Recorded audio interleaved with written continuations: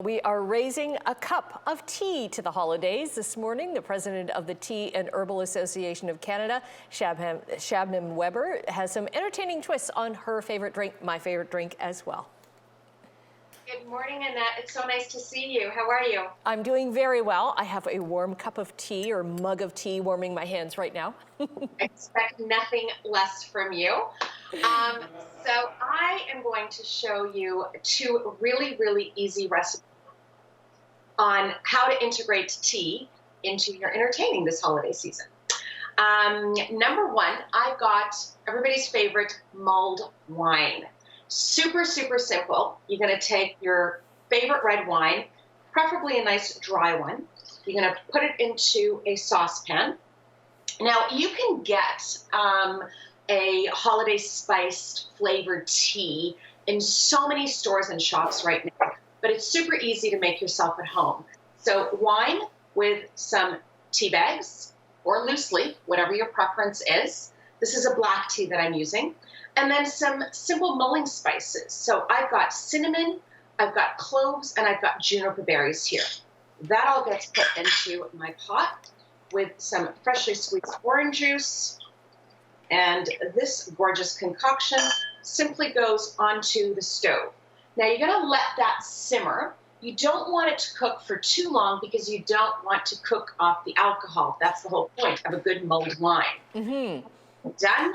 You're simply going to pour it into your cup, garnish it, and you've got a delicious tea-flavored mulled wine for the holidays. Oh, that looks delicious. Now, is it equal parts tea, red wine, and orange juice?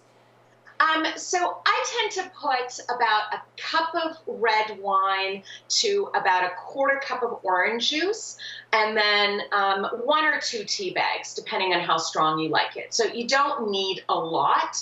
It's really, it's more about the wine than it is about the orange juice, and then the tea just elevates it and brings this gorgeous flavor to it. Nice idea. And what's the other drink that you have? Our second recipe is for those that don't want alcohol. And that is simply a gorgeous cider. Cider is everywhere right now. A nice apple cider, unfiltered. In a pinch, you can, of course, use apple juice, but there's something really different and special about apple cider. So, again, really easy. We're going to pour the cider into a pot. I'm going to flavor with some cinnamon sticks again. And I have chopped up some ginger. You don't need to be too delicate or too fine about any of this because you're going to strain all of this out. And then I've chosen here to do a green tea. This is a beautiful jasmine green tea, and it's going to add some beautiful aromatics to this. Again, loose, tea bags, whatever your preference is.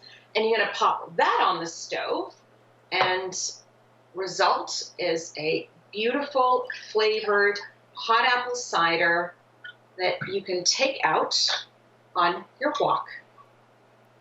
There you go. I love that idea, and must make the house smell so great when you're making these. And you just strain them. How are you straining them? Through cheesecloth or through just a regular tea strainer? I have tea strainers that I use, but if you don't have a tea strainer, then a sieve is fine. A cheesecloth is great. If you want to avoid some of the mess, you can even wrap your spices in a cheesecloth beforehand and put that in.